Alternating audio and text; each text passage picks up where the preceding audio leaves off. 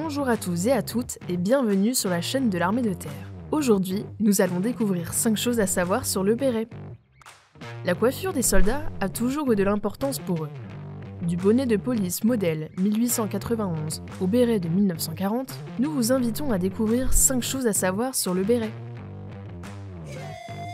Connaissez-vous l'historique du béret? Le béret trouve son origine en Béarn. Il était porté auparavant par les bergers afin de se protéger de la pluie.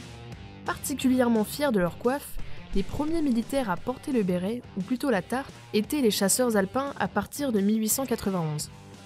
Le béret était adopté par les troupes de forteresse, fraîchement créées pour servir les ouvrages de la ligne Maginot. Distribué à de nombreux soldats de 40, le béret est devenu, après la guerre, la coiffe officielle des militaires de l'armée de terre aux dépens du calot.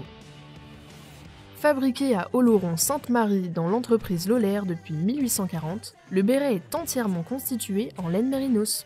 Il arbore un contour en cuir ainsi que 2 évents d'aération sur les côtés pour assurer une meilleure ventilation. À quel moment remettons le béret aux soldats? Après une longue marche et 2 mois de formation au centre de formation initiale des militaires du rang, les engagés volontaires initiaux reçoivent leur béret. Il revêt une signification particulière qui fait la fierté de tous ceux qui l'arborent. Le béret vous distingue d'un personnel civil et symbolise l'appartenance à votre régiment.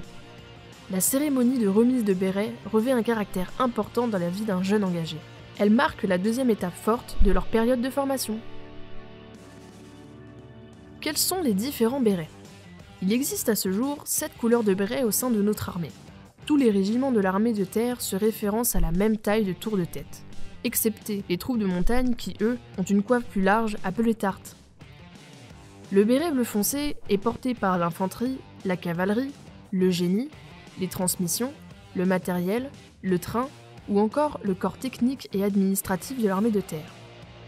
Le vert est porté par les régiments de la Légion étrangère, le rouge par les parachutistes, l'amarante par les SAS du 1er PMA, le bleu cobalt par l'aviation légère de l'armée de terre, le brun par le 2e hussard et enfin le noir par le 501e régiment de chars de combat et par le 16e bataillon de chasseurs à pied. Le saviez-vous? Les combattants de l'ONU portent tous le même béret. Il revêt la couleur bleu ciel de son drapeau. Quels sont les différents insignes sur les bérets? Nous pouvons distinguer les différentes unités grâce à l'insigne d'armes situé à droite du béret. Certaines unités ont même personnalisé leur propre insigne, comme le 68e régiment d'artillerie d'Afrique, le 501e régiment de chars de combat ou encore le 1er régiment de tirailleurs. Savez-vous comment se porte le béret? Contrairement à ce que nous pouvons voir dans certains films de guerre ou dont l'action se tient en milieu militaire, le béret se porte formé. C'est-à-dire qu'il doit avoir la forme comme ici, et non comme ça. Voilà, c'était les 5 choses à savoir sur le béret. N'hésitez pas à liker, commenter, partager, mais surtout de vous abonner à la chaîne.